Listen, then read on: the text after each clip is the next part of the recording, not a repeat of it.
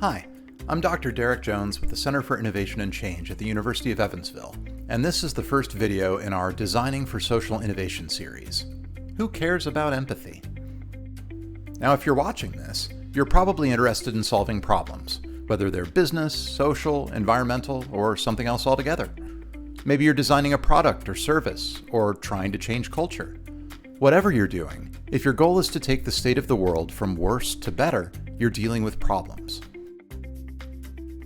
Of course, problems don't just exist as problems on their own, floating around and being all problem-y.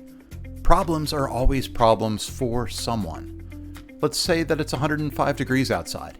Is that a problem? Well, it depends on who you ask and when you ask them. It might be no problem at all for someone enjoying a beach vacation at a fancy resort. It could be a problem for somebody standing around outside who doesn't have access to water, shade, shelter, or air conditioning.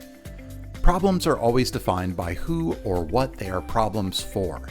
So, if we want to solve a problem, it makes sense that we'd want to start by understanding who the problem affects. Designers call this kind of understanding empathy, and all good design starts with it. It's the first stage in the design thinking process. But if you're new to design, that term can be misleading, because we might think of empathy as just a form of caring, emotion, warm fuzzy stuff. And warm fuzzies feel great. But if we think that that's all empathy work is, we're going to run into some trouble. I'm not saying that the emotional aspects of empathy aren't important. You need to care to act on your ideas, and you're much more likely to complete a project that you care passionately about than a project that you don't. But empathy can't just be that feeling. And to show you why, here's a story about lazy love. John and Jane are dating, and John has a lot of big romantic feelings about Jane. He makes a point to show her how much he cares. He buys her roses every weekend, serenades her with original folk music on his acoustic guitar, and takes her out to dinner at the finest steakhouses in town every weekend.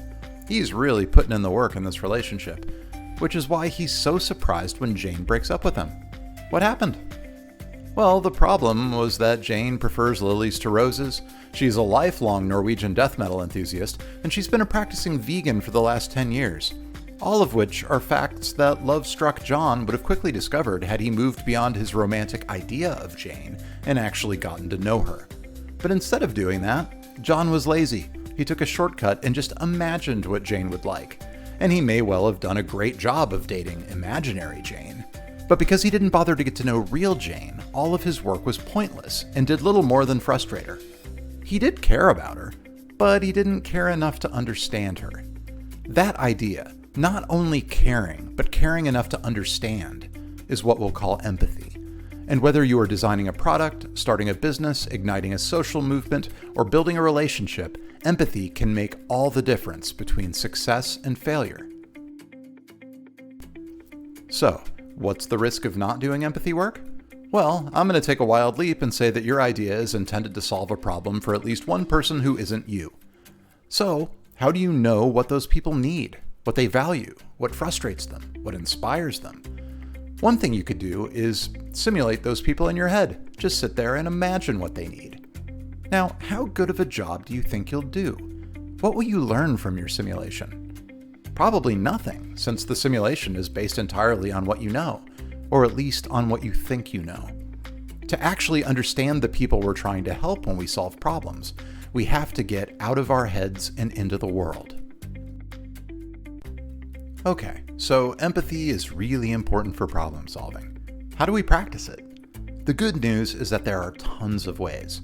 The simplest, but sometimes the most effective way, is to just talk to the people you're trying to help. What do they say, do, think, and feel? What frustrates them? What excites them?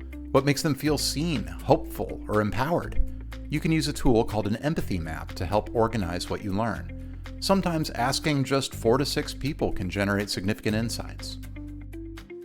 But sometimes it's not enough to just ask people how they feel and what they want, because sometimes people aren't great at knowing their own feelings and desires. That's why we have therapists, after all.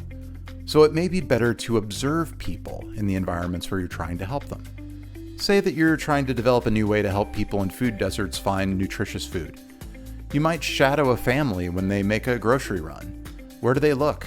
What do they do? Where do they run into trouble? Where do they seem most frustrated? What parts of the experience already work for them?